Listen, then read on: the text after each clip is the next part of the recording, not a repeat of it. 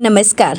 लग्नानंतर होईलच प्रेम या मालिकेच्या आजच्या भागामध्ये मी तुम्हा सर्वांचे अगदी मनपूर्वक स्वागत करते. आजच्या भागामध्ये आपल्याला पाहायला मिळतं देशमुखांच्या घरी सर्वजण एकत्र बसतात आणि सर्वांसाठी आता नंदिनीने उपमा बनवलेला असतो. नंदिनीच्या हातचा उपमा खाऊन विक्रम खूप खुश होतात आणि म्हणू लागतात, वा नंदिनी वा, अगं तुझ्या हातचा उपमा म्हणजे अप्रतिम. कारण त्यामध्ये 4 काजूचे गर पाहायला मिळालेत आणि ते खायलाही मिळालेत. नाहीतर तुझ्या सासूची गाडी मटारच्या पुढे जातच नाही. आता नंदिनी हसू लागते. तर आता मानिनीताई विक्रम यांना म्हणू लागतात, विक्रम, एक गोष्ट मी तुम्हाला सांगून ठेवते, माझ्या सुना माझ्या शब्दाबाहेर नाही आहेत. त्यामुळे जर तुम्ही आता जास्त काही बोललात तर पुढच्या वेळी तुम्हाला उपमासुद्धा मिळणार नाही. तर आता जीवा हसू लागतो. तर विक्रम चक्क मानिनीताईंसमोर हात सोडतात आणि म्हणतात, माफ करा, माफ करा, आय रेस्ट माय केस, असं म्हणत विक्रम यांनी आपलं पाऊल मागे घेतलेलं असतं. तर आता मानिनीताई म्हणतात,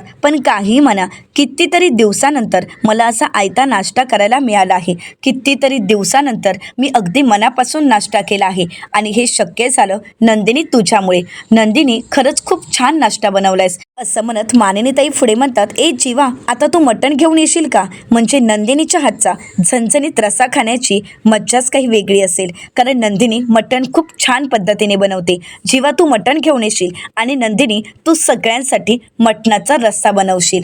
नंदिनी, अगं करशील ना सगळ्यांसाठी मटणाचा झणझणीत रस्सा? तर त्याचवेळी पार्थ त्या ठिकाणी येतो आणि म्हणतो, मटण? तर विक्रम म्हणतात, आला बघा बोका. तर पार्थ म्हणतो, बाबा हो तुम्ही पण? तर त्यानंतर विक्रम म्हणतात, नंदिनी, अगं अनायसे तुझे आई बाबा सुद्धा आले आहेत, मग होऊन जाऊन देत तुझ्या हातचा झणझणीत असा मटणाचा रस्सा. आणि नंदिनी, मी काय म्हणतो, तो झणझणीत गरमागरम रस्सा तू सुद्धा थोडा पी, म्हणजे तुझा आवाज जरा खुलेल. आज होऊनच जाऊ देत गरमागरम मटणाचा झणझणीत रस्सा आणि तांदळाच्या भाकऱ्या. तर नंदिनी म्हणते, ज्वारीच्या भाकऱ्या बनवू का? तर विक्रम विचारतात, काय काय म्हणालीस? कारण नंदिनीचा आवाज त्यांच्यापर्यंत पोचलेलाच नसतो. परंतु मात्र मानिनीताई म्हणतात, ज्वारीच्या भाकऱ्या म्हणते ती, का माहीत आहे का? तर विक्रम म्हणतात, का? तर मानिनीताई म्हणतात, कारण ज्वारीच्या भाकऱ्या जीवाला आवडतात आणि म्हणूनच ती विचारते की ज्वारीच्या भाकऱ्या बनवू का? तर मानिनीताई म्हणतात, बघा बघा, जीवाची आवड कशी जपण्याचा प्रयत्न करते नंदिनी. तर विक्रम म्हणू लागतात, अगं मी नाही तर तू लक्षात घे. अगं बघ, नंदिनीच्या जीवाच्या बाबतीतल्या प्रत्येक गोष्टी लक्षात असतात. मानिनीताई म्हणतात, हे मात्र खरं आहे, असं म्हणत मानिनीताई आता आशाताईंना आवाज येत म्हणतात, अगं आशा, अगं पिशवी घेऊन ये. आता आशाताई पिशवी घेऊन येतात. तर मानिनीताई म्हणतात, जीवाकडे दे, तो मटण घेऊन येईल. तर आशाताई जीवाकडे पिशवी देतात आणि म्हणू लागतात, जीवा दादा, खूप छान फ्रेश असं 2 किलो मटण घेऊन या. आता जीवा म्हणतो, हो हो आणतो ना, असं म्हणत आता जीवा मटण आणायला जाणार. परंतु त्याचवेळी नंदिनीचे बाबा म्हणतात, मी काय म्हणतो, या जेवणामध्ये आम्हाला धरू नका, कारण आम्हाला आता निघावं लागेल. तर विक्रम म्हणतात, धन्या रे, असं काय करतोयस, आज जेवूनच जा ना. तर नंदिनीचे वडील म्हणतात, नाही रे, अरे विक्रम, आज खूप महत्त्वाचं काम आहे आणि त्यामुळे मला जावं लागेल. त्यामुळे आता आम्ही काही जेवायला थांबत नाही आहोत. हो की नाही शारदा? परंतु शारदाताई काहीच बोलत नाहीत. तर नंदिनीचे वडील म्हणू लागतात, चला निघूयात. नंदिनी, आता मात्र नंदिनी शांतच होते. तर आता नंदिनीचे वडील नंदिनीला म्हणतात, नंदिनी, आपण इथे आलो, तू सगळ्यांसाठी उपमा बनवला, गरमागरम चहा बनवलास, मग आता सगळं झालंय ना, आता निघूयात ना आपण, चल. परंतु नंदिनी आता बाबांना उत्तर न देता अगोदर जीवाकडे पाहते. परंतु जीवा मात्र नंदिनीकडे पाहतही नाही, कारण जीवा आता नंदिनीच्या उत्तराची वाट पाहत असतो. पण आता नंदिनीला जीवाच्या नजरेमध्येच उत्तर सापडलेलं असतं. नंदिनी म्हणते, ठीक आहे चला. आता मात्र जीवाला धक्काच बसतो. सर्वजण उठून उभे राहतात. नंदिनी बाबांना म्हणते, चला मी तुम्हाला गेटपर्यंत सोडायला येते. आता मात्र नंदिनीच्या वडिलांना धक्काच बसतो, कारण नंदिनी आपल्या बाबांना म्हणते, मी तुम्हाला गेटपर्यंत सोडते, मी घरी नाही येणार. आता हे ऐकल्यानंतर नंदिनीचे वडील नंदिनीकडे पाहू लागतात. इकडे मात्र मनातून जीवाला खूप आनंद झालेला असतो. आणि नंदिनीचं हे उत्तर ऐकून विक्रम, मानिनीताई, पार्थ सगळ्यांनाच खूप आनंद झालेला असतो. सर्वच जण खूप खुश होतात. परंतु नंदिनीचे वडील आता नंदिनीला विचारतात, अरे पण तू इकडे का थांबणार आहेस?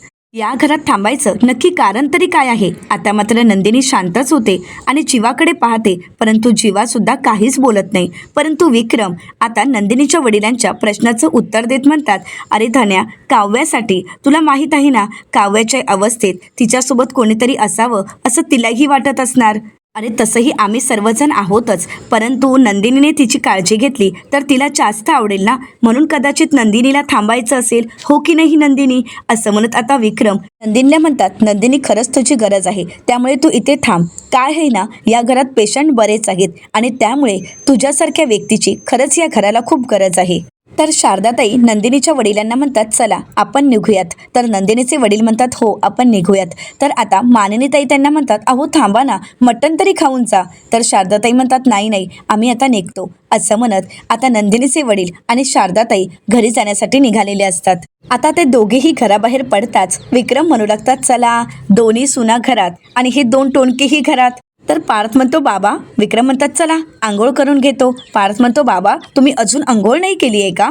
तर आता विक्रम काही बोलणार तर मानिनीताई म्हणतात, अहो पुरे आता जा आणि आंघोळ करून घ्या. तर विक्रम म्हणतात, हो आंघोळ तर करावीच लागेल, नाहीतर जेवण काही मिळणार नाही. मानिनीताई म्हणतात, मिळणारच नाही, अगोदर आंघोळ करायची आणि मगच जेवायला यायचं. आता विक्रम आंघोळीसाठी तिथून निघून जातात, परंतु आज सर्व घरात एकत्र असल्यामुळे तेही खूप खुश असतात आणि सुख म्हणजे नक्की काय असतं असं गाणं गुणगुणत ते आता आंघोळीसाठी जातात. तर इकडे पार्थ आता जीवाकडे येतो, जीवाच्या खांद्यावर हात ठेवतो आणि जीवाला विचारतो, तुझं काय? तर जीवा म्हणतो, काही नाही, मटण आणायला जातोय. आता पार्थ जीवाच्या हातातील पिशवी घेतो आणि म्हणू लागतो, नाही त्याची काहीच गरज नाही, कारण मटण आणायला आता मी जातोय. जीवा म्हणतो, नाही अरे मी जातोय ना. पार्थ म्हणतो, मी जातोय कारण आता मी माझ्या बायकोला वेळ दिलाय, आता वेळ आहे तुझी, तू तुझ्या बायकोला वेळ दे.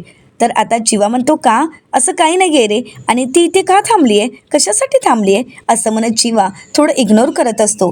तर पार्थ आता जीवाची समजूत काढत म्हणतो, अशा असंख्य गोष्टी आहेत ज्या तुला माहीतही नाही आहेत. तर जीवा विचारतो, म्हणजे? आता घडलेला सर्व प्रकार पार्थ जीवाला सांगू लागतो. हॉस्पिटलमध्ये नंदिनीने तुझी बाजू घेत कशा प्रकारे आपल्या बाबांशी वाद घातला, त्यांची कशा प्रकारे समजूत घातली. नंदिनी बाबांना म्हणालेली असते की आत्तापर्यंत तुमच्या वयाचा मान राखून मी शांत बसले, याचा अर्थ तुम्ही मला कमजोर समजू नका. असं म्हणत नंदिनीने आपलं जीवावर असणारं प्रेम बाबांसमोर व्यक्त केलेलं असतं. नंदिनी ठामपणे म्हणालेली असते, बाबा मी तुम्हाला म्हणाले नव्हते, परंतु आता मी तुम्हाला सांगते की या सगळ्यामध्ये जीवांचं प्रेम जिंकलं आहे आणि तिने कबूल केलेलं असतं की हो, की या सगळ्यात तुम्ही हरलात आणि जीवा जिंकलेत. आता हे ज्यावेळी पार्थ जीवाला सांगतो त्यावेळी या गोष्टीवर जीवाचा विश्वासच बसत नसतो. जीवा पार्थला म्हणतो, काय? ती तिच्या बाबांना असं म्हणाली? नाही नाही, तू काय पण सांगू नकोस, माझा तर या गोष्टीवर विश्वासच नाही. तर पार्थ म्हणतो, हो का, खरंच तुझा विश्वास नाही आहे का माझ्यावर? अरे मी उगाच काहीतरी सांगत नाही आहे, मी खरं तेच सांगतोय, कारण त्यावेळी ते सगळं काही ऐकायला आणि त्या सगळ्याचा साक्षीदार मी आहे. जीवा, अरे तुला जरी वाटत असलं की नंदिनीला तू जे काही एफर्ट्स घेतलेस त्याची कदर नाही, तरीसुद्धा असं नाही आहे. तू घेतलेले एफर्ट्स, तू घेतलेले कष्ट आणि तुझ्या प्रेमाची जाणीव आहे त्यांना, त्यांना कदर आहे या सगळ्या गोष्टीची. कसं असतं ना जीवा, आम्ही मोठी भावंड आहोत आणि मोठी भावंड असल्यामुळे आम्ही आमच्या आईवडिलांना अशी उलट उत्तरं लगेच नाही देऊ शकत. त्यांच्या शब्दाचा, त्यांच्या बोलण्याचा मान हा आम्हाला राखावाच लागतो. त्यामुळे जीवा तू सुद्धा समजून घे ना, आता तुझ्याही मनावर असणारी गैरसमजाची धूळ साफ कर आणि स्वच्छ मनाने पुन्हा एकदा तुमच्या नात्याकडे बघ. नातं अगदी पारदर्शक आहे, सोड तो राग आणि अगदी मनापासून तुमच्या या पारदर्शक नात्याकडे बघ आणि नंदिनीला एक्सेप्ट कर. असं म्हणताच आता जीवा विचार करू लागतो आणि त्याचवेळी तिथे नंदिनी आलेली असते. नंदिनी जीवाकडे पाहते, परंतु जीवा नंदिनीकडे पाहतही नसतो. आता पार्थ खुणावूनच नंदिनीला जीवाशी बोलायला सांगतो आणि त्यानंतर तो गाणं गुणगुणतच मटण आणण्यासाठी बाहेर जात असतो. परंतु त्याचवेळी तो मुद्दामून म्हणतो की उगाचच लोक ज्वारीच्या भाकऱ्या खातात. आता जीवा हे ऐकतो परंतु काहीच बोलत नाही. पार्थ तिथून मटण आणण्यासाठी निघून जातो. आता नंदिनी आपल्याशी बोलायला आली आहे हे जीवाला माहीत असतं, परंतु जीवा विषय बदलतच म्हणतो, काव्याचे रिपोर्ट्स यातच पिशवीत आहेत ना. असं म्हणत आता जीवा ते रिपोर्ट्स हातात घेतो. तर नंदिनी जीवाशी बोलायला मिळावं आणि म्हणूनच ती जीवाला विचारते, ही बॅग काव्याचीच आहे ना? तर जीवा म्हणतो की हो, ही काव्याची बॅग आहे. तर नंदिनी म्हणते, तेच जरा ते कपडे वगैरे धुवायचे होते. असं म्हणत नंदिनी ती बॅग खोलायला घेते. तर त्याचवेळी त्या ठिकाणी मानिनीताई येतात आणि विचारतात, अरे हे काय, तू गेला नाही आहेस का अजून? तर जीवा म्हणतो नाही, दादा गेलाय मटण आणायला. तर आता मानिनीताई म्हणतात हे तर बेस्टच झालं. अरे तसंही तुम्ही रात्रभर हॉस्पिटलमध्ये होता, जागरण झालंय, आराम करायला वेळ मिळाला नाही, खूप थकला असाल ना, खूप दमला असाल, जा फ्रेश व्हा आणि तुमच्या रूममध्ये आराम करा, जा बरं. असं म्हणत आता मानिनीताई त्या दोघांनाही रूममध्ये पाठवत असतात. परंतु ती दोघंही एकमेकांकडे पाहू लागतात. मानिनीताई विचारतात काय झालंय, असे काय बघताय तुम्ही आणि कसला विचार करताय. तर नंदिनी म्हणते नाही आई, पण ही काव्याची बॅग, ते कपडे. मानिनीताई ती बॅग नंदिनीच्या हातातून घेतात आणि म्हणतात अरे हो खरा, या बॅगमधले कपडे पण धुवायचे असतील ना. असं म्हणत मानिनीताई आता नंदिनीच्या हातातील कामही काढून घेतात. आता नंदिनीला काय करावं काहीच कळत नसतं. तर जीवा मनाशीच म्हणतो दादाने जे काही सांगितलं ते खरंच खरं असेल का. नंदिनी माझ्याबद्दल खरंच एवढं तिच्या बाबांना बोलली असेल का. असं म्हणत जीवा आता विचार करू लागतो. आता नंदिनी जीवाकडे पाहते, परंतु जीवा मात्र नंदिनीकडे न पाहता मान खाली घालतो आणि म्हणतो असू देत, तसंही ती माझ्यासमोर बोलली आहे का, नाही ना, मग बघेन मी. जर ती माझ्यासमोर बोलत नाही तर मला तरी कसं कळणार की खरंच ही बोलली आहे. बघेन मी आता कधी माफ करायचं ते. तर आता जीवाप्रमाणे नंदिनी सुद्धा मनातच जीवाचा विचार करते आणि म्हणू लागते काही झालं ना तरी आता पसारेवाला तुम्हाला तर मी सोडणारच नाही, तुमच्या आणि माझ्या डार्लिंगची शपथ. आणि आता मात्र ती जीवाकडे पाहते. जीवा थोडा भाव खातोय हे नंदिनीच्या लक्षात येताच नंदिनी म्हणते भाव खाताय का, काहीच हरकत नाही, हवा तितका खा, मी सुद्धा भाव खाईन, पण हात नाही सोडणार तुमचा कधीच, अगदी शेवटपर्यंत.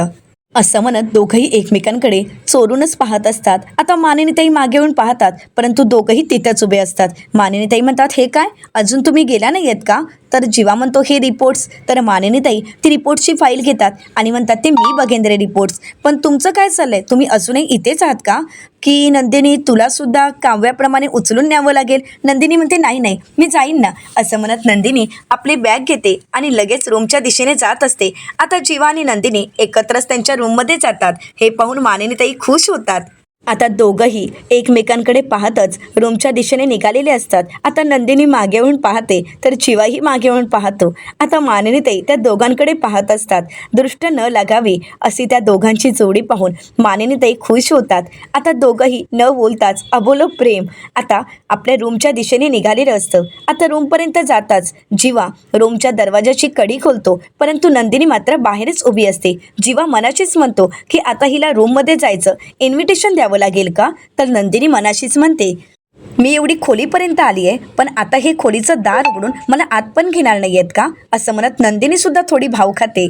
तर जीवा त्यापेक्षा जीवा मनाशीच म्हणतो मी तर स्वतःहून काहीच सांगणार नाही. 21 दिवस खूप हाजी आजी केली, मागे फिरलो, एवढंच काय रिक्षातही झोपलो, रात्रभर घराबाहेर राहिलो.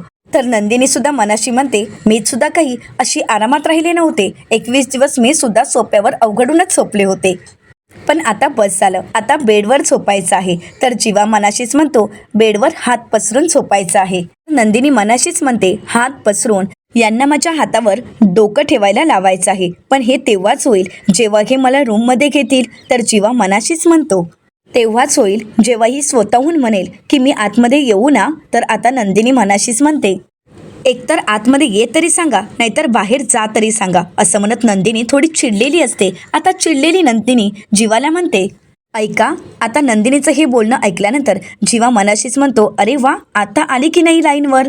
तर नंदिनी जीवाला म्हणते मी खालीच राहते. तर आता जीवा मनाशीच म्हणतो खालीच जर राहायचं होतं तर वर यायची तसदी तरी कशाला घेतली. असं म्हणत जीवा नंदिनीकडे पाहतो आणि म्हणतो जा, मी तरी का अडवू, कारण मी जर अडवलं तर भाव खाऊन दाखवशील. तर नंदिनी मनाशी म्हणते तुम्हीच जास्त भाव खाताय आणि म्हणूनच तुम्ही मला रूममध्ये घेत नाही आहात. सतत आपला इगो कुरवाळत बसायचा. असो, बाई आहे ना मी, शेवटी मीच पुढाकार घेणार. पण हा ठोंब्या काही हू का चू करत नाहीये. तर जीवा मनाशीच म्हणतो नाही नाही, यावेळी तर मी काहीच बोलणार नाहीये आणि मी पण पुरुष आहे. दरवेळी पुरुषांनीच बाईच्या मनातलं का ओळखावं, यांना ओळखता येत नाही का आपल्या नवऱ्याच्या मनातील. असं म्हणत आता दोघंही व्यक्त तर होत नसतात, परंतु एकमेकांच्या मनातील भावना मात्र अगदी बरोबर ओळखत असतात. किंवा म्हणतो नाही नाही, आज तर मी काही बोलणारच नाही, बघू या चकाचक बाईला माझ्या भावना कळतात का, तिच्यापर्यंत पोचतात का. तर नंदिनी म्हणते या बघू ना, पसारेवाल्याला आता तरी माझ्या भावना कळतात का. असं म्हणत दोघंही फक्त मनातून व्यक्त होत असतात. आता जीवा काही नंदिनीच्या मनातलं ओळखत नाही. नंदिनी थोडी चिडलेली असते आणि म्हणू लागते, एवढं जर यांना माझ्या मनातलं कळालं असतं तर पहिल्याच दिवशी यांच्या गोष्ट लक्षात आली असते की मला यांच्यासोबत यायचं होतं, परंतु नाही, यांना तर मला समजूनच घ्यायचं नाही आहे, त्यापेक्षा मी जातेच, असं म्हणत नंदिनी आता जीवाच्या समोरून निघालेली असते. आता जीवा नंदिनीकडे पाहतो आणि म्हणतो, पलट ना, अगं एकदा पलटून तरी बघ. तर आता नंदिनी मनाशीच म्हणते, मी का पलटू, मी जर पलटायला हवी असेल तर जरा हाका तरी मारा, मोठमोठ्याने हाक मारा, म्हणजे मला कळेल की खरंच तुम्हाला माझी गरज आहे आणि तुमचं माझ्यावर प्रेम आहे. नंदिनी एका नजरेने जीवाकडे पाहते आणि मनाशीच म्हणते, मी लाख पलटेन, परंतु एकदा मोठ्याने हाक तरी मारा. परंतु जीवाचं असं असतं की नंदिनीने स्वतः पलटावं. नंदिनी जीवाच्या हाकेची वाट पाहत असते आणि जीवा नंदिनीच्या पलटण्याची. आता जीवा काही हाक मारत नाही आणि नंदिनी काही पलटत नाही. नंदिनी रागानेच आता तिथून निघून जाते आणि जीवा मात्र रूमच्या बाहेर तसाच उभा असतो. आता जीवा पुन्हा एकदा वाकून पाहतो, परंतु नंदिनीने काही मागे वळून पाहिलेलं नसतं आणि त्यामुळे जीवा थोडा नर्वस होतो. तर दुसरीकडे पाहायला मिळतं, माननीताई किचनमध्ये काम करत असतात आणि त्यांच्या अगोदर पार्थने हजेरी लावलेली असते. आता पार्थ किचनमध्ये वावरत आहे हे पाहून माननीताई पार्थचं कौतुक करत म्हणतात, अरे वा, बायको आजारी म्हटल्यावर नवरा तर किचनमध्ये काम करतोय आणि खास तिच्यासाठी स्वयंपाक बनवतोय. तर आता पार्थ म्हणतो, अगं आई, स्वयंपाक नाही ग, फक्त फ्रूट सॅलड बनवतोय. औषधांमुळे त्यांच्या तोंडाची चव गेली आहे, त्यांचं तोंड कडू पडलं आहे, म्हणूनच म्हटलं त्यांच्यासाठी काहीतरी गोड बनवावं. तर मानिनीताई म्हणतात, अरे वा, बायकोच्या तोंडाची चव यावी यासाठी कोणीतरी धडपड करतंय आणि म्हणूनच अगदी मनापासून स्वयंपाकघरात काम करायला आलंय. तर आता पार्थ म्हणू लागतो की हो, त्यांनी सुद्धा माझ्यासाठी धडपड केलीच होती की, हो की नाही आई. तर मानिनीताई म्हणतात, अच्छा, म्हणजे काव्याने तुझ्यासाठी केलेली धडपड तुझ्या लक्षात आहे आणि म्हणूनच ती परतफेड करण्यासाठी तू काव्यासाठी धडपड करतोयस, असंच असेल ना. तर पार्थ म्हणतो, परतफेड वगैरे असं नाही आहे गाई, परंतु गेले काही दिवस त्यांना मी माझ्यापासून दूर ठेवलं होतं ना, मग प्रेमाचा राहिलेला जो काही कोटा आहे तो पूर्ण करण्याचा प्रयत्न करतोय, बाकी काही नाही. तर मानिनीताई पार्थची पाठ ठोपटत त्याला शबासकी देत म्हणतात, वा वा, एकदम भारी, परंतु तुम्हा मुलांचं ना मला काही कळतच नाही. म्हणजे बघा ना, एक जर प्रेमात पडला की दुसऱ्याच्या डोक्यात काय खूळ जातं हे मात्र मला अजूनपर्यंत कळालेलं नाही. सारखे एकमेकांना खो देत असता. बरं, तुला तिच्यापाशी बसायचं आहे का तिची काळजी घेण्यासाठी, तर मग तू जाऊ शकतोस, मी खीर बनवून देते ना तिच्यासाठी. तर पार्थ म्हणतो, नाही नको, मी इथे फ्रूट सॅलडचं बोलतोय आणि तू खीर. मला एक सांग, एखादा जोडीदार ज्यावेळी आपल्या जोडीदाराला फूल द्यायचं असतं त्यावेळी कोणतं फूल देतो. तर आता माननीताई म्हणतात, गुलाब. तर आता पार्थ म्हणतो, मग विक्रमादित्य देशमुख तुमच्यासाठी कोणतं फूल देतात. तर माननीताई म्हणतात, चाफा. तर पार्थ म्हणतो, हो का, मग मला त्यांना सांगावंच लागेल की आता गुलाबाचं फूल देत जा. तर माननीताई म्हणतात, ए का रे, असं नाही आहे, गुलाबाचं फूल वगैरे नाही, माझ्यासाठी चाफ्याचंच फूल खूप स्पेशल आहे, तुला माहीत आहे का. अरे त्या चाफ्याला एक अर्थ आहे आणि त्याच्या मागे एक स्टोरी आहे, तुला सांगू का. तर पार्थ म्हणतो, सांग सांग. असं म्हणत पार्थ आता माननीताईंना त्या चाफ्यामागची स्टोरी विचारू लागतो. तर माननीताई पार्थला ती स्टोरी सांगत म्हणतात, काय असायचं ना, कॉलेजमध्ये असताना माझ्या सायकलच्या सीटवर जर चाफ्याचं फूल ठेवलेलं असायचं तर मी समजून जायचं की आता सायकल घेऊन मी मैत्रिणीसोबत घरी जायचं नाही, कारण विक्रम त्यांचं लेक्चर झाल्यावर मला भेटणार आहेत आणि म्हणून तो चाफा. तर आता पार्थ म्हणू लागतो, बरं चाफा बोले ना, परंतु हा चाफा तर बोलका निघाला. आता पार्थच्या या बोलण्यावर माननीताई हसू लागतात. तर पार्थ पुढे म्हणतो, जशी तुमची स्टोरी आहे ना तशीच आमची सुद्धा एक स्टोरी आहे, म्हणजे माझ्या आणि काव्यातलं भांडण, आमच्यातील दुरावा, आमच्यातील अबोला दूर करण्यासाठी आमच्यासाठी मार्ग आहे. आम्हा दोघांची आवडती रेड वेल्वेट पेस्ट्रीज आणि फ्रूट सॅलड हा आमच्या बोलक्या प्रेमाचा मार्ग आहे. तर माननीताई म्हणतात, म्हणजे तुमच्या प्रेमाचं प्रतीक हे गुलाबाचं फूल नाही तर रेड वेल्वेट पेस्ट्रीज आणि फ्रूट सॅलड आहे. तर पार्थ म्हणतो, अगदी बरोबर. माननीताई म्हणतात, बरं पण मला एक वाटी मिळेल का, कारण मला आज खूप गोड खायची इच्छा झाली आहे. तर पार्थ म्हणतो, आज तुला गोड खाण्याची इच्छा झाली आहे का. तर माननीताई म्हणतात, अरे बघ ना, तुम्ही सर्वजण घरात एकत्र आहात, घरात आनंदाचं वातावरण आहे, तुझं आणि काव्याचं आता सुरळीत चालू आहे, आता हळूहळू का होईना नंदिनी आणि जीवाचंही नातं नक्कीच सुरळीत होईल. तर त्याचवेळी नंदिनी त्या ठिकाणी आलेली असते. पार्थ म्हणतो, बघ, नंदिनीचं नाव घेतलं आणि नंदिनी हाजीर. आता मानिनीताई नंदिनीला विचारतात, काय ग नंदिनी, मिटलं का तुम्हा दोघांचं भांडण? तर आता पार्थ म्हणतो, आई साहेब अहो तुम्ही काय विचारताय, मिटलंच असणार आहे. आता पार्थचा हा गैरसमज झालेला असतो, परंतु इकडे मात्र या दोघांची कुरबुर अजून तशीच चालू असते. तर मानिनीताई म्हणतात, हो रे, मलाही असंच वाटतंय की मिटलंच असेल, कारण केव्हाची खोलीत गेली आहे आणि आत्ता कुठे बाहेर येते. म्हणजे एवढं मात्र नक्की काहीतरी बोलणं झालं असेल दोघांमध्ये, काय हो की नाही? आता मात्र नंदिनी काहीच बोलत नाही, कारण नंदिनीला माहीत असतं की नक्की रूमच्या बाहेर काय घडलेलं आहे. नंदिनी मनाशीच म्हणते, अरे देवा, यांना वाटतंय की आमच्या दोघांतलं नातं आता सुरळीत झालंय, सगळं काही मिटलंय. परंतु आता जर मी यांना काही सांगितलं तर यांचा आनंद निघूनच जाईल, कारण आईसुद्धा खुश आहेत आणि पार्थसुद्धा खुश आहेत. मग माझ्या आता खरं बोलण्यामुळे यांचा हा आनंद स्पॉईल नको व्हायला, असं म्हणत नंदिनी आता खरं न सांगायचं ठरवते आणि म्हणते की हो, आता यांना असंच दाखवावं लागेल की हो, आमच्यातील भांडण मिटलं आहे. आता नंदिनी विचार करत असते आणि म्हणूनच मानिनीताई विचारतात, काय ग, कसला विचार करतेस? नंदिनी म्हणते, काही नाही आई, तुम्ही विचारत होता ना, हा ते सगळं गोडी गुलाबीनेच सुरू आहे आमचं, असं म्हणत नंदिनी खोटं बोलते. परंतु आता नंदिनीचं बोलणं मानिनीताईंना खरं वाटतं आणि त्या खूप खुश होतात. तर नंदिनी पुढे म्हणते, आमच्या दोघातलं भांडण एवढं मिटलंय की आता असं वाटतंय की आम्हा दोघांमध्ये कधी भांडण झालंच नव्हतं. आता नंदिनीचं बोलणं ऐकल्यानंतर मानिनीताई खुश होतात आणि म्हणतात, हो खरंच की काय, आता खो खो संपलाय? तर पटकन पार्थ म्हणतो, आता कबड्डी? तर मानिनीताई पार्थच्या पाठीवर एक धपाटा देत म्हणतात, अरे पार्थ, तरी काय बोलतोयस हे? आता नंदिनी थोडी लाजू लागते. आता नंदिनी विषय बदलतच पार्थला म्हणते, पार्थ अहो तुम्ही काय बनवताय, फ्रूट सॅलड बनवताय का? मग या फ्रूट सॅलडमध्ये सफरचंद नाही का? तर पार्थ म्हणतो, नाही आहे ना. तर मानिनीताई म्हणतात, अरे होतं सफरचंद, कोणी खाले की काय? तर दुसरीकडे आता रम्या चाकूला सफरचंद लावून डायरेक्टच खात असते आणि तिचं ते दृश्य पाहून इकडे मात्र वसुआत्या घाबरून जातात, कारण रम्या एवढं रागात बसलेली असते की तिच्याकडे पाहून वसुआत्याही पूर्णपणे घाबरतात.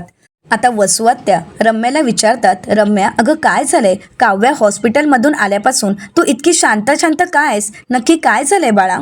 तर रम्या वसुआत्यांना म्हणते, आई अगं ही तर वादळापूर्वीची शांतता आहे. तर आता वसुआत्या घाबरतात आणि म्हणू लागतात, अगं बाई, तुझ्या या शांततेने मला घाम फुटायची वेळ आली आहे. नक्की काय चाललंय तुझ्या मनात? आता हे सगळं काही पुरे कर. तर आता रम्या म्हणते, पुरे पुरे नाही आई, अति झालंय, अति झालं आणि हसू आलंय. आता मात्र रम्याच्या अवस्थेत आणि ज्या टोनमध्ये बोलत असते त्यामुळे वसुआत्यांना काहीच कळत नसतं की रम्याच्या मनात नक्की काय चालू आहे. आता वसुआत्या रम्याला विचारतात, नक्की काय बोलतेस तू? तर रम्या मोठमोठ्याने हसू लागते. आता रम्याचं ते हसणं, शांत राहणं याचा काहीच वसुआत्यांना अर्थ लागत नसतो, परंतु वसुआत्या घाबरतात. आता रम्या मोठमोठ्याने हसत असताना वसुआत्या विचारतात, रम्या बाळा अगं काय झालंय, का हसतेस तू अशी? बोल ना बाळा, नक्की काय झालंय, माझ्याशी बोल, मलाही कळू देत. आता रम्याला काहीतरी त्रास होतोय, या सगळ्यामध्ये रम्या डिप्रेशनमध्ये गेली आहे असं वसुआत्यांना वाटत असतं आणि रम्याची वसुआत्या काळजी घेत असतात. त्या काळजीने रम्याला विचारण्याचा प्रयत्न करतात, परंतु रम्या मात्र स्वतःच्याच विचारांमध्ये हरवून गेलेली असते. पार्थने काव्याला एक्सेप्ट केल्यामुळे रम्या बिथरून गेलेली असते. वसुआत्या रम्याला म्हणतात, रम्या मला माहीत होतं तुला त्रास होणार आणि म्हणूनच मी तुला म्हणत होते की आपण ब्रेक घेऊया, आपण कुठेतरी बाहेर जाऊयात. तर आता रम्या म्हणते, जाणार? वसुआत्यांना धक्काच बसतो. रम्या म्हणते, हो आई, मी जाणार आहे, मी लवकरच ब्रेकवर जाणार आहे, असं म्हणत रम्या हसतच सफरचंद खात असते. तर आता वसुआत्या रम्याला म्हणतात, रम्या अगं आता तू ते बियांसकट सफरचंद खाणार आहेस का? ठेव बरं खाली ते. रम्या म्हणते, आई तुला माहीत आहे का गं, कोणीतरी म्हणालं की या ज्या फळांच्या बिया असतात ना, त्यांची एकत्रित पावडर बनवली तर विष तयार होतं. विष? काय म्हणाले मी? विष तयार होतं. तुला माहीत नाही का हे? अगं पण त्या पावडरचं ज्यावेळी विष तयार होतं त्यावेळी हे विष आहे हे कोणाला कळतही नाही. ती वेलचीची पूड असते ना, त्याच्या डबीत जर ही पावडर ठेवली ना तरी कोणाला कळत नाही, कारण ती पावडर विष आहे हे कोणाच्या लक्षातच येत नाही. आता वसुआत्या विचारतात, वेलची पूड? तर रम्या वसुआत्यांना शांत करते. तर दुसरीकडे पार्थचं फ्रूट सॅलड बनवून झालेलं असतं आणि पार्थ आता मानिनीताईंना विचारतो, वेलची पूड? तर आता मानिनीताई म्हणतात, अरे ए वेड्या, फ्रूट सॅलडमध्ये कोणी वेलची पूड घालतं का? तर पार्थ म्हणतो की हो, पार्थ देशमुख त्याच्या काव्यासाठी फ्रूट सॅलड बनवत आहे आणि म्हणूनच स्पेशल वेलची पूड घातलेलं फ्रूट सॅलड, कारण काव्या देशमुख यांना वेलची पूड आवडते हे मला कोणी सांगितलं माहीत आहे का? असं म्हणत आता पार्थ नंदिनीकडे हात दाखवतो. तर त्यावेळी मानिनीताई म्हणतात, अरे वा, नंदिनी, अगं बहिणीचे सगळे सिक्रेट सांगून टाकलेस वाटतं याला. नंदिनी म्हणते, नाही नाही आई, तसं नाही, म्हणजे थोडी मी मदत केली. म्हणजे यांची बंद पडलेली गाडी रुळावर आणण्यासाठी थोडे थोडे धक्के दिले, एवढंच बस. असं म्हणत आता नंदिनीने पार्थला काव्याच्या आवडीनिवडी सांगत त्याला मदत करत असते. तर पार्थ आता नंदिनीला म्हणतो, तुम्ही आईसाहेबांच्या कुठे नादी लागताय, त्या फक्त फिरकी घ्यायचं काम करतात, तुम्ही वेलची पूड द्या बरं. तर आता मानिनीताई म्हणतात, दे बाई एकदा, नाहीतर हा काही शांत होणार नाही. आता नंदिनी पार्थच्या हातामध्ये वेलची पूडचा डब्बा देते. आता पार्थ काव्याच्या आवडीनुसार त्या फ्रूट सॅलडवर वेलची पूड टाकतो आणि म्हणतो, एकदम मस्त. आता काव्या हे फ्रूट सॅलड खातील आणि शांत झोपी जातील. मानिनीताई म्हणतात, बरं गुड नाईट. परंतु पार्थ, तू जे काही हा पसारा घालून ठेवलायस ते आवर बरं का. तर पार्थ म्हणतो, नंदिनी आहेत ना त्यासाठी, कारण पसारेवाल्याचा पसारा आवरणं हे तर त्यांना माहीतच आहे, आणि तसंही ते हा सुद्धा पसारा आवरतीलच ना. नंदिनी, हे थोडं आवराल का. तर आता मानिनीताई म्हणतात, तसं आता आवरणं आणि सावरणं आता परत सुरू होईल ना. असं म्हणत मानिनीताई नंदिनीची फिरकी घेतात, तिची मस्करी करतात. आता नंदिनी थोडी लाजू लागते. तर मानिनीताई नंदिनीला गुड नाईट म्हणतात आणि पार्थ आणि मानिनीताई तिथून निघून जातात. आता नंदिनी थोडी घाबरतच म्हणते, यांना सत्य कळायला नको म्हणजे झालं. तर दुसरीकडे पार्थ आता काव्याची परवानगी घेतो आणि विचारतो, मी आत येऊ का. तर काव्यामध्ये नाही, नको. तर पार्थ म्हणतो, बायकोचं नको म्हणजे होच. असं म्हणत पार्थ आता काव्यासाठी एक स्पेशल डिश घेऊन येतो आणि काव्याला म्हणतो, हो ना. तर काव्या म्हणते, फार लाडात आलाय हा बोका, मला जाणवतोय काहीतरी धोका. असं म्हणत काव्या आता पार्थकडे पाहते. तर पार्थ काव्याला म्हणतो, धोका वगैरे काही नाही, तुमच्यासाठी स्पेशल डिश बनवून आणली आहे आणि ती सुद्धा वेलची पूड टाकून. तर काव्या म्हणते, थँक्यू सो मच, मला तर खूप आवडते वेलची पूड. तर पार्थ म्हणतो, माझ्या मांजरीच्या आवडीनिवडी अगदी मला व्यवस्थित माहीत आहेत. तर दुसरीकडे रम्याने वेलची पूडच्या जागी वेगवेगळ्या फळांच्या बिया घेऊन त्याची पावडर बनवत त्याचं विष बनवून त्या डब्यात भरून ठेवलेलं असतं. तर दुसरीकडे पार्थ काव्याला म्हणतो, हे घ्या. तर आता काव्या म्हणते, मला नको आहे, घेऊन जा तुम्ही हे फ्रूट सॅलड. तर पार्थ विचारतो, का. तर काव्य म्हणते, ज्याने हे फ्रूट सॅलड बनवलंय ना त्याचे हात छाटून टाका. पार्थ म्हणतो, हे मी स्वतःच्या हाताने बनवलं आहे आणि तुम्ही असं कसं बोलू शकता माझेच हात छाटून टाकायला. तर काव्य म्हणते, नाही तर काय, ज्या हाताने फ्रूट सॅलड बनवलं गेलं आहे त्या हाताने जर मला भरवलं जाणार नसेल तर मग त्याचा काय उपयोग आहे. तर पार्थ म्हणतो, अच्छा, म्हणजे या मांजरीला या बोक्याकडून सेवा करून घ्यायची आहे, तर मग सांगायचं ना सरळ सरळ, असे आडमळी घ्यायची काय गरज आहे. काव्य म्हणते, सांगून काय उपयोग आहे, अहो माझ्यासारखी बायको मिळाली ना मग कदर करा. नाही, तुम्हाला तर माझी कदरच नाही आहे, मी गेल्यानंतर तुम्हाला माझी कदर कळेल. तर पार्थ म्हणतो, तुम्हाला चावू कोण देणार आहे, आता तर मॅग्नेटसारखा चिकटूनच बसणार आहे. असं म्हणत पार्थ आपलं प्रेम व्यक्त करत असतो. तर येणाऱ्या पुढील भागामध्ये आपल्याला पाहायला मिळतं, नंदिनी जीवाला म्हणते, खाली म्हणजे हॉलमध्ये झोपण्याचा विचार करते मी. तर आता जीवा म्हणतो, मला वाटलं होतं की ही इथे झोपेल, नाही, हिला तर इथे झोपायचंच नाही, तर आता मी काही बोलणारच नाही. असं म्हणत जीवा आता नंदिनीला म्हणतो, आत ये आणि चादर घेऊन जा. असं म्हणत जीवा तिथून निघून जातो. नंदिनीचा काही खोलीमध्ये पाय पडत नाही. नंदिनी खोलीकडे पाहते आणि म्हणू लागते, ही खोली म्हणजे जीवांदिनीचं जग आहे आणि या खोलीत पाय टाकला तर पाय पुन्हा बाहेर निघणार नाही. असं म्हणत नंदिनी खोलीकडे पाहू लागते. तर दुसरीकडे स्वतःच्या हातानेच आता काव्याला त्याने बनवलेली स्पेशल डिश भरवत असतो. आता काव्या थांबते आणि पार्थकडे पाहू लागते. तर आता पार्थ चवी भरवायला घेतो त्यावेळी चमचा हळूहळू आपल्या दिशेने घेतो आणि काव्या पुढे पुढे येत असते. आता काव्या आणि पार्थ यांच्या प्रेमामध्ये रम्या काही विष घालेल का, आणि खरंच रम्याने ती वेलची पूड बनवलेली असते, म्हणजेच फळांची पावडर बनवलेली असते, त्यामुळे काव्याला काही त्रास होईल का, या सगळ्यामध्ये काव्याच्या जीवाला धोका पोहोचेल का, हे पाहणं अतिशय रंजक ठरणार आहे. मित्रांनो, अशाच मालिकांचे नवनवीन अपडेट पाहण्यासाठी चॅनलला नक्कीच सबस्क्राईब करा. आजचा व्हिडिओ तुम्हाला कसा वाटला हे कमेंट करून नक्कीच कळवा. आजचा व्हिडिओ जर आवडला असेल तर व्हिडिओला लाईक करायलाही विसरू नका. व्हिडिओ पाहिल्याबद्दल तुम्हा सर्वांचे अगदी मनपूर्वक धन्यवाद.